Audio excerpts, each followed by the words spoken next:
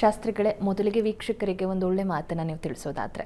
ನಾವು ಪ್ರತಿ ವಾರ ಒಂದೊಂದು ಒಳ್ಳೆಯ ಮಾತನ್ನು ಗಮನಿಸ್ತಾ ಆ ಮಾತಿನ ಸಾರ ಅಥವಾ ಆ ಮಾತು ಯಾವ ಒಳ್ಳೆಯದನ್ನು ನಿರ್ದೇಶನ ಮಾಡ್ತಾ ಇದೆ ನಮಗೆ ಅನ್ನೋದನ್ನು ತಿಳಿತಾ ಅದನ್ನು ಅನುಸರಿಸೋ ಪ್ರಯತ್ನಗಳನ್ನು ಮಾಡ್ತಾ ಇದ್ದೀವಿ.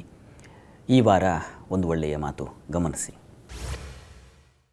ಹೊರಗೆ ಹೊರೆಯಾಗದ ಒಲ್ ಒಳಗನ ನನುಗೊಳಿಸಿ, ನೀನೊಳಗೂ ಶಕೆಯಾಗದ ಒಲ್ ಅಳವಡಿಸೆ, ಹೊರಗ ಸರಿಸಮದೊಳೆರಡನೂ ಬಾಳಿನಲ್ಲಿ ಜೋಡಿಪುದೇ ಪರಮಜೀವನ ಯೋಗ ಮಂಕುತಿಮ್ಮ ಅಂತ. ಹೊರಗೆ ಹೊರೆಯಾಗದ ಹಾಗೆ ಅಂತರಂಗವನ್ನು ಸಿದ್ಧಗೊಳಿಸಿ, ಒಳಗೂ ಶಕೆಯಾಗದ ಹಾಗೆ ಹೊರಗನ್ನು ಜೋಡಿಸುತ್ತಾ ಅವೆರಡನ್ನು ಸರಿಸಮವಾಗಿ ಜೋಡಿಸುವುದೇ ಶ್ರೇಷ್ಠವಾದ ಯೋಗ ಅಂತ ಡಿ ವಿ ಜಿಯವರು ಹೇಳ್ತಾರೆ. ಏನು ಇದರ ಅರ್ಥ ಅಂತಂದರೆ, ಹೊರಗೂ ಒಳಗೂ ಸಮವಾಗಿಟ್ಕೊಳ್ತಕ್ಕಂಥ ಒಂದು ಯಾವ ಮನಸ್ಥಿತಿ ಇದೆ ಅದನ್ನು ಯೋಗ ಅಂತ ಕರೀತಾರೆ ಅಂತ ಡಿ ವಿ ಜಿಯವರು ಹೇಳ್ತಾರೆ.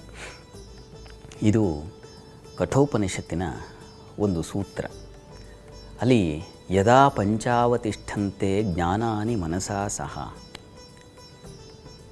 ಬುದ್ಧಿ ನ ವಿಚೇಷ್ಟತೆ, ಬುದ್ಧಿಶ್ಚ ನ ವಿಚೇಷ್ಟತೆ ತಮಾಹು ಪರಮಾಂ ಗತಿಂ ತಾಂ ಯೋಗಮಿತಿ ಮನ್ಯಂತೆ ಸ್ಥಿರಾಂ ಇಂದ್ರಿಯ ಧಾರಣಾಂ ಅಂತ ಕಠೋಪನಿಷತ್ತಿನ ಮಾತು.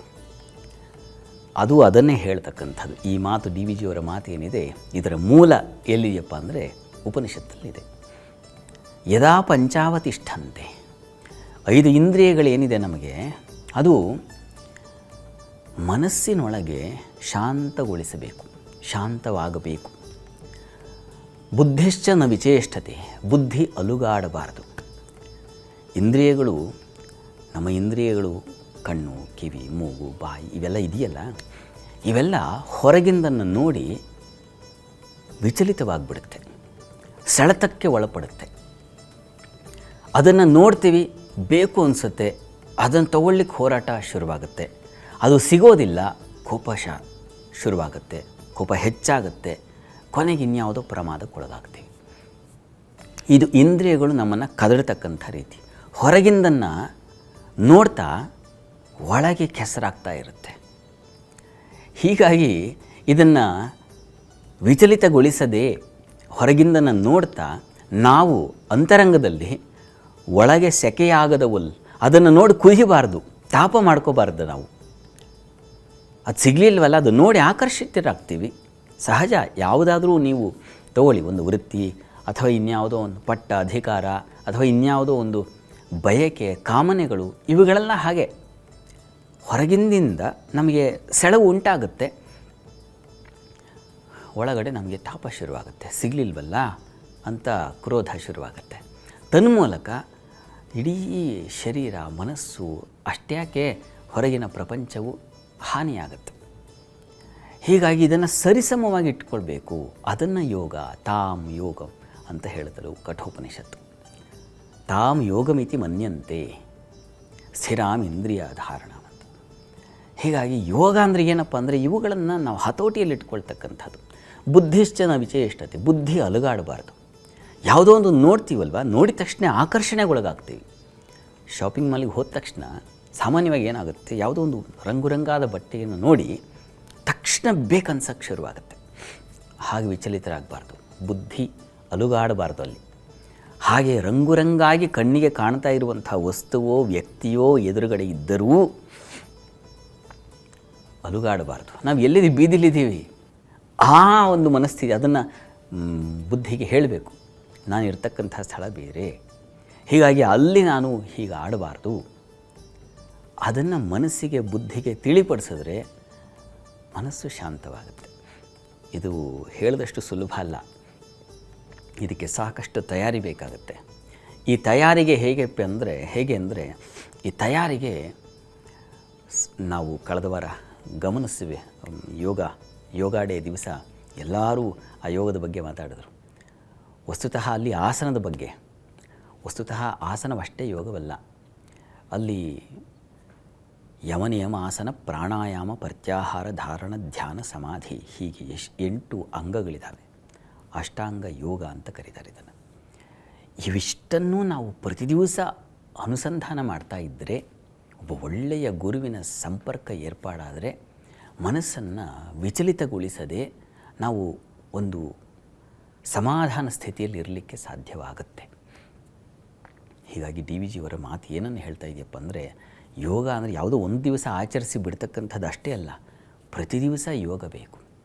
ಯೋಗ ಅಂತಂದರೆ ವಿಶೇಷವಾದರ ಪ್ರಾಪ್ತಿ, ಅಪ್ರಾಪ್ತಸ್ಯ ಪ್ರಾಪ್ತಿ ಅಂತಲೂ ಇದೆ.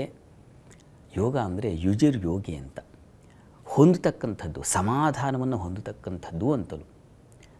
ಈ ಚಿತ್ತವೃತ್ತಿ ಇದೆಯಲ್ಲ, ಅದೇ ಇಷ್ಟೊತ್ತು ಹೇಳಿದ ಅದನ್ನೇ. ಆಕರ್ಷಿತರಾಗದೆ ನಾವು ಎಲ್ಲಿದ್ದೀವಿ ಅನ್ನೋದನ್ನು ಅರ್ಥ ಮಾಡಿಕೊಂಡು, ನಾವು ಸಭೆಯಲ್ಲಿದ್ದೀವ, ಮನೆಯಲ್ಲಿದ್ದೀವ, ಅಥವಾ ಇನ್ಯಾವುದೋ ಸಂಸ್ಥೆಯ ಅಡಿ ಕೆಲಸ ಮಾಡ್ತಾಯಿದ್ದೀವ, ಅಥವಾ ಬೀದಿಯಲ್ಲಿದ್ದೀವ, ಸಿಗ್ನಲಲ್ಲಿದ್ದೀವ, ಅಲ್ಲೆಲ್ಲ ಹೀಗೆ ಆಗುತ್ತೆ. ಯಾರೋ ಬರ್ತಾರೆ, ಯಾರನ್ನು ಮಾಡ್ತಾ ಇರ್ತಾರೆ, ಮನಸ್ಸು ಕೆರಳುತ್ತೆ. ಹಾಗೆ ವಿಚಲಿತರಾಗಬಾರ್ದು.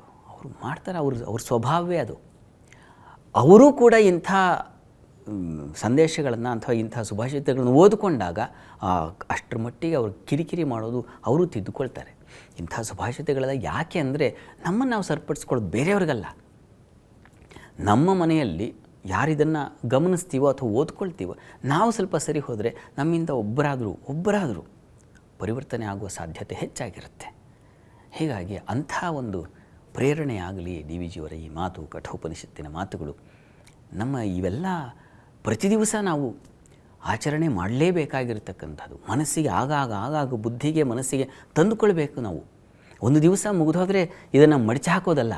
ಈ ಸುಭಾಷಿತವನ್ನು ಈ ಕ್ಷಣ ಆಯಿತು, ಈಗ ಮುಂದೆ ನಾನು ವಾರದ ವಿಶೇಷ ಅಂತ ಹೇಳ್ತೀನಿ, ಅಲ್ಲಿಗೆ ಇದು ಮುಗಿದು ಹೋದ ಅಧ್ಯಾಯ ಆಗಿಬಿಡಬಾರ್ದು. ಇಡೀ ದಿವಸ ಅಲ್ಲ, ಪ್ರತಿ ದಿವಸ ಇದು ಸ್ಮರಣೆಯಲ್ಲಿಟ್ಕೊಂಡು ಬುದ್ಧಿ ನದು ವಿಚೇಷ್ಟತೆ ಅಂತ ಹೇಳಿದಾರವರು. ಬುದ್ಧಿ ಅಲುಗಾಡಬಾರ್ದು, ಬೇರೆವುಗಳ ರಂಗು ಕಣ್ಣು ಮುಂದಿದ್ದಾಗ ಅನ್ನೋದನ್ನು ಆಗಾಗ ಮನಸ್ಸಿಗೆ ತಗೋತಾನೆ ಇರಬೇಕು. ಒಂದು ರುಚಿಯಾದ ಅಡುಗೆ ನೋಡಿದ್ರೂ ಹಾಗೆ ಕೆರಳು ಬಿಡಬಾರ್ದು. ಎಷ್ಟು ಬೇಕು ಆರೋಗ್ಯಕ್ಕೆ ಹಿತವಾಗಿರ್ತಕ್ಕಂಥ ವಿಧಾಗಿ ಪ್ರತಿ ದಿವಸ ಹೀಗೆ ಇದೊಂದು ತಪಸ್ಸೇ, ಬದುಕೇ ಒಂದು ತಪಸ್ಸು.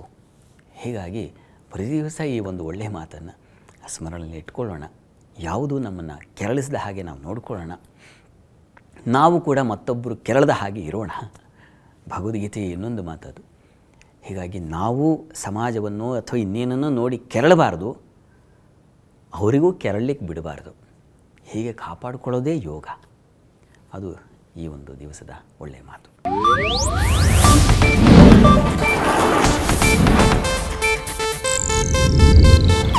ಇದು ಏಷ್ಯಾನೆಟ್ ನ್ಯೂಸ್ ನೆಟ್ವರ್ಕ್ ಪ್ರಸ್ತುತಿ.